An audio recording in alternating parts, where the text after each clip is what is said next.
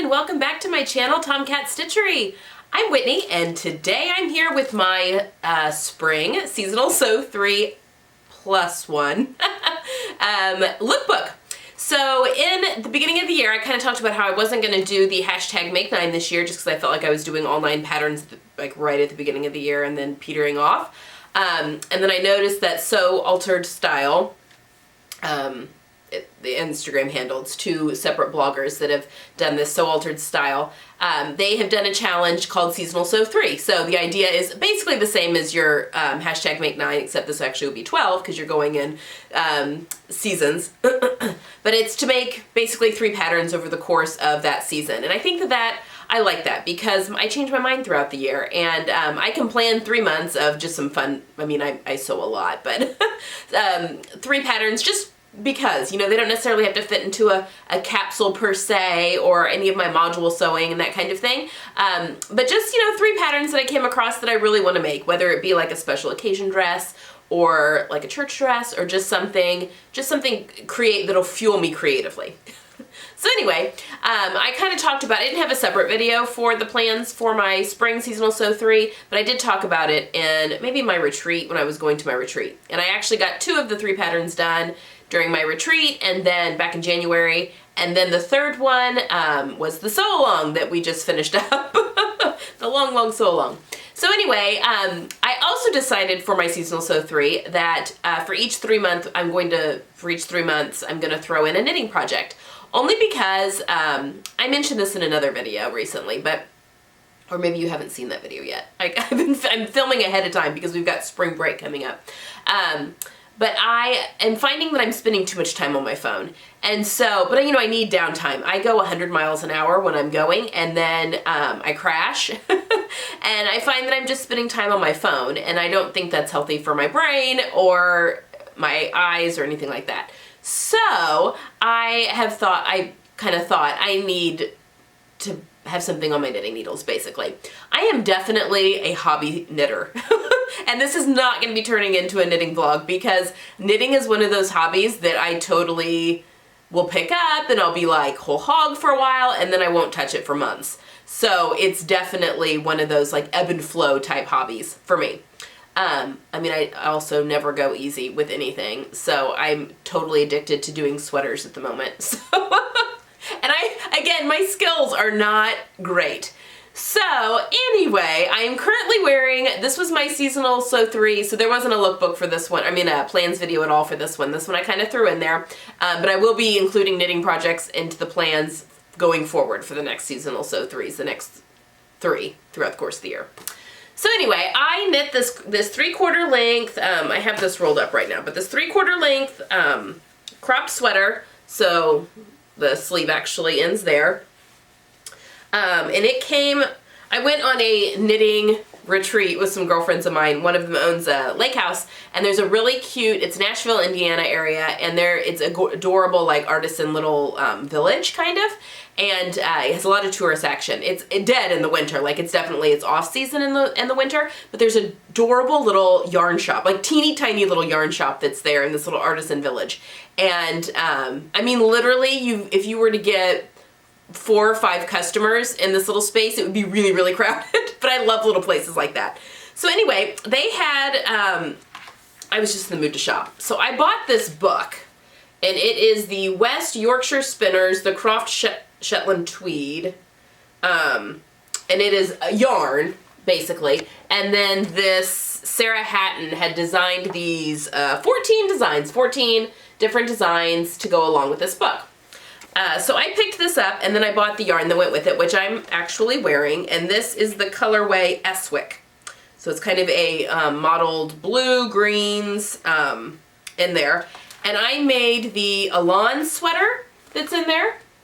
There she is right there. I'm even kind of styled it the same as her at the moment. And it was a super quick knit.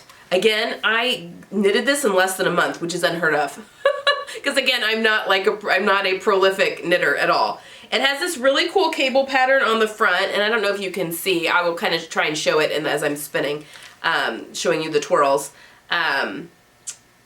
So it gave some interest, but then it was just stockinette, the rest like the sleeves, and then some ribbing obviously around the neckline and the hem and then the sleeves.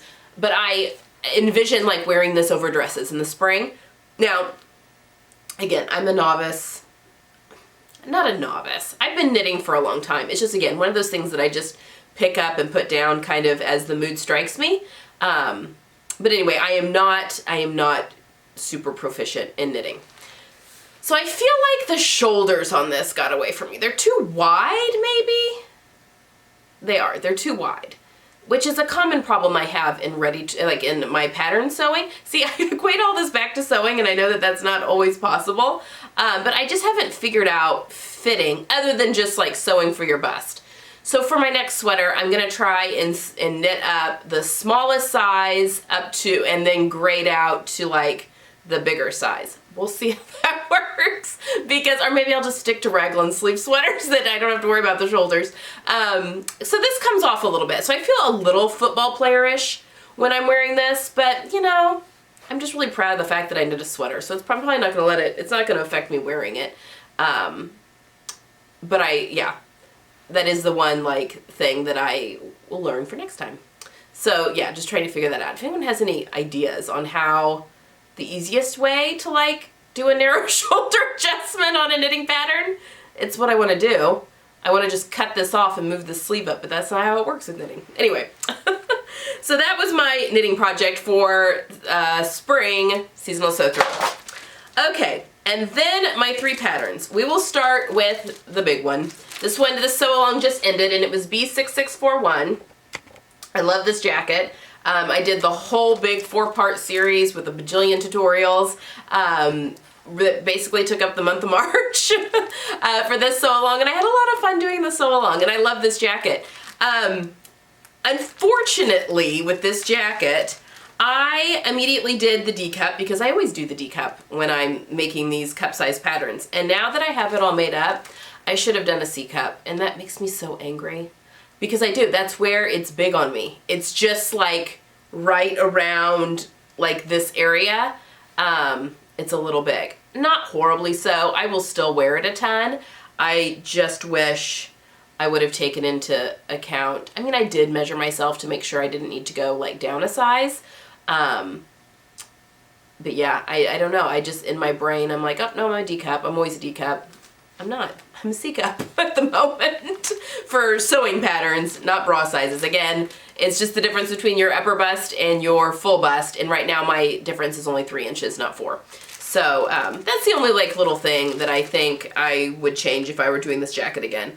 But again, I really like it, and you'll notice that I made a pair of matching shorts. I had enough fabric left over for a pair of shorts, and I think that's just such a fun like dressy look, and I'll wear both pieces obviously separately. But the shorts are the Ginny shorts, the Ginny overalls by Closet Case Patterns, and I'll pop a picture of that pattern up there. I had to have that pattern printed out. I've made the Ginny trousers, overalls, whatever. I've made the I've made the overalls and I've made the trouser version, but they're just too big on me now. So I went back and had it reprinted, and I did. I went down 1 size in my waist and 2 sizes in my hips. So I forgot that I took a lot out of the rise of that pattern. Now the first time I made it up, I made the short overalls. This was like last year, and realized that I just had too much length going on because they're a high-waisted short. And so when I made the pants that I really love, I had taken some of that out, and I just totally, I didn't even look at the old pattern since I reprinted it out, and that's annoying, but but again, I'll still wear them. It's just it kind of, I get a little pooling of fabric in the back of those shorts, almost like I need a sway back adjustment, but I really just need to bring that waistband down a little. But I'll make that adjustment for next time, because I do love that pattern. They're just a very classic, simple pair of shorts, and I love this pairing together. Okay, my 3rd pattern of my seasonal sew 3. I totally filmed this and then realized I didn't talk about my Palisade pants. See, I threw the sweater in there, and in my brain I'm like, okay, you talked about 3 things, it's done.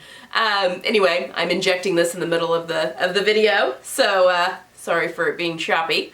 But my 3rd pattern that I also did at my sewing retreat are my Palisade pants, and I'll pop a picture up of that pattern up here, by Paper Cut Patterns. I love these pants so much. Oh my gosh, they're gonna be worn so much this summer. I made them in a linen from the fabric store, and it's not their heavyweight linen, it's their regular weight of linen. And so they're a little bit thin. Like if you hold it up to light, you can definitely see through it, but it's a darker color, so you can't see like my underwear or anything through it. And there's enough like interest going on at the hips. I love the crossover pockets on these. It's the leg shape though that I think, oh my God, I just find these pants extremely flattering. They give me a little extra on my hips to help balance out my figure, but I don't think that they would be bad. I mean, I don't think they would add extra width if you didn't want extra width there. I don't know. The shape of these legs is fantastic. It's an elastic waist that goes around almost to the front, but there is a flat panel on the front, which makes doing a little half tuck in the front there super easy and super doable. I wore the crap out of these when I was in Florida back in February, and the minute the weather is like above 50 here, which is not happening like really at all at the moment, but we did have one day and I wore those pants, by golly. So they're gonna get a ton of wear this summer. I mean, I love the color. I just love so much. I'm so glad I made these. Highly recommend the pattern. It's a fun thing. It's a fun pant to sew, and it's just different, you know? And so I really love this pattern. So that is my third pattern of my seasonal sew 3. So now I'm going to go back to the previously filmed video. Okay, and then the last of my seasonal sew 3 was this Lisette B6626. This Lisette dress that it's a knit dress, and it's got a little keyhole opening in the back. I did view B, it's the longer hemline. I made this back in January. I used a Liberty, I think it's called their Clifton jersey that I had mentioned before. I mean, it's nice and I love the pattern, but it's real thin. It was a lot thinner than I was expecting a cotton jersey to be from them. So anyway, but it's wearing really well. I've worn it quite a few times and I love the colors, and it's a very comfortable dress to wear. So yeah, I really love this one. And I love the little surprise little keyhole back in it. Now there's facings that face that keyhole back, and looking back, I would almost rather like underline that back piece so that that facing goes all the way to the seam lines in the back, just to help, because the facing, when I put the dress on and off, it pokes out. It drives me nuts. And I know Victory Patterns has their Jackie dress, which this is a very similar pattern to, and Sean from Kittenish Behavior made that and did that same thing. Like it had a facing as well, and it was annoying her that it wasn't taut, so she did that same thing. She just extended the facing out to the seam lines, basically did just a second piece and lined it, I think, and that fixed all the issues. So I think, yes, making that dress forward, I would maybe do the same thing. But I love it. It's a fantastic, like, spring dress, and even a little bit into the summer. It takes a long time for it to get hot here in Indiana, so I'll probably be wearing it quite a bit. And then again, pick it up in the fall. So, I hope you guys have enjoyed this little lookbook of my spring seasonal sew 3. You are seeing this on Tuesday. Nope. I gotta think this through. This is, yes. No, Friday. You're seeing this on Friday. Sorry. You're seeing this on Friday, and next Tuesday I will have plans for my summer seasonal sew 3 +1, because I'm throwing a knitting project into there too. Yeah, we'll be on Tuesday. So I hope you guys have a wonderful week. I hope you've enjoyed this video. If you do like these lookbooks or these lookbook videos, give me a thumbs up, and that helps me plan my videos going forward. Again, hit that subscribe button if you haven't already, because I've got a whole bunch of fun stuff planned going forward. Again, have a good weekend, and I will see you guys on Tuesday. Bye!